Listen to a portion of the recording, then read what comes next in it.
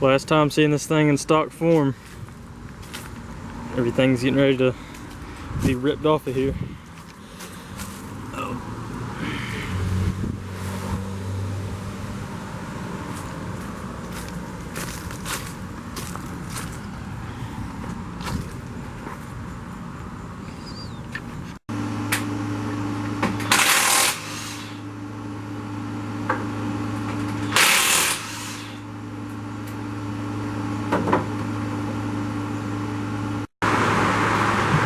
Alright, first thing I did was take the sway bar off. It really don't matter how you take everything off, it's just however you want to do it. I took the sway bar off,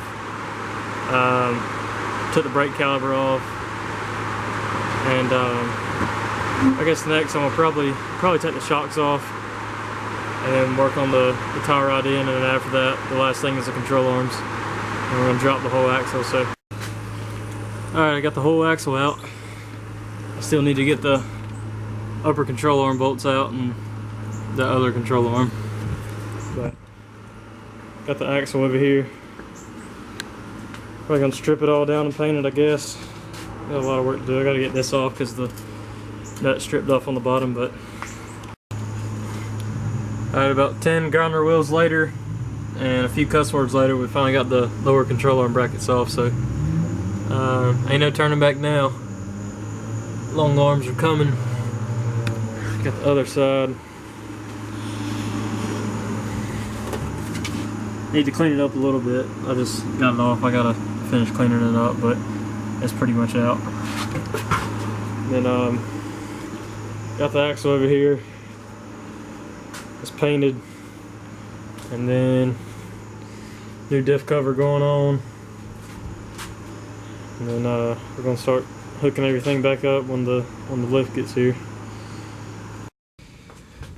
We got the new axle all cleaned up, new ball joints, hubs, new diff cover, calf fab steering.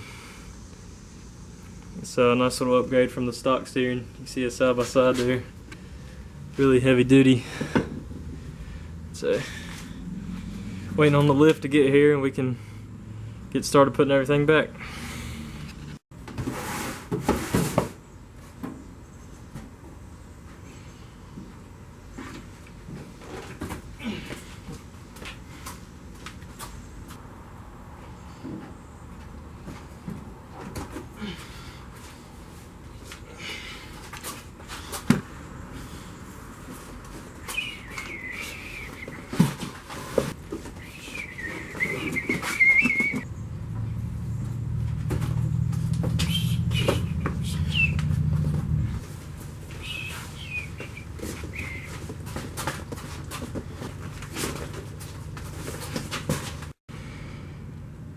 Alright, you see the price, $16.60 and $185 shipping and handling. It was $300. Always call and get a better deal. I didn't get this kit with the shocks because saved some money there, and I just went ahead and upgraded to the Bilsteins. I'll show them in a little bit, but there's the full kit. I think the camera to focus. Yep, there's the full kit and the lease ring. So we get started pretty soon. Here's the first box. Track bar mount, pitman arm drop. They sent me shocks even though I told them not to. I didn't even pay for them because I got Bilstein, so I guess I got free shocks out of it. See the brake lines over here. The pinion shims. Dang, I didn't know it come with those. New U-bolts. So we'll open up the next box, see what's in there. Next box, we got the long arms. This is Rusty's kit. So these are the high clearance arms, so they got a little bend in them. And the forge flexed ends, the other end's rubber. Alright, I got the old cross member out. So the only thing you're gonna have is them two holes there. They're 15 millimeter on each side. One has a stud in it, as you can see there. And then you got the transfer, or the transmission mount is 13 millimeters. You can get to that right from the middle section of the factory cross member. So this one has a stud in it. So what you do, you just take 2 nuts, and you tighten them down on each other, and then you unloosen that one right there, and it unthreads the whole stud. So we're about to get the new cross member on there. This is a 3-piece, so got the first section here that mounts up to it, and then the middle section comes out, so therefore you can leave your long arms on if you gotta remove your transmission at some point. But comes with all new hardware too, so far it's looking like a good kit. We're just gonna start putting everything back together. We got the control arm brackets on. I just got it barely holding into place for now. This end one comes with a rectangle tab nut, slide right down there in the frame, and the other 3 are already threaded in the frame. And this has a separate cross member right here that bolts up. You got 4 bolts on each side of it. And then here's the tying pieces. They wrap around the frame, and then you can tie them back into your floorboard. I'm gonna probably put those on last. I'm just trying to get everything tacked into place right now. And this kit does come with all new hardware. You just kind of have to figure out where everything goes. Nothing's really labeled. There's kind of new hardware for most of everything. The ones for the cross member are going to be the big gold bolts, and then comes in an 8-pack.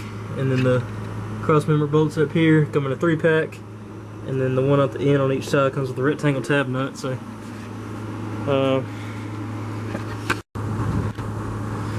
we got the long arms mounted up, ready to put the coil springs in there. So we got to put the tying pieces. Everything went in smooth. It already comes pre-adjusted per spec. 6.5 lift, 35 3/4, and then the uppers are 15 3/4. So I'm gonna put the coil springs in next and see if we can get it off the ground. All right, guys, got the front done. Got the brake lines, the Bilstein shocks. Track bar. I just need to put the sway bar on the front. I ain't really worried about that right now. Got the rear leaf springs on. This one uses the stock shackle, so they are full 6.5 inch arched. And then there's the brake line, extended brake line going to that.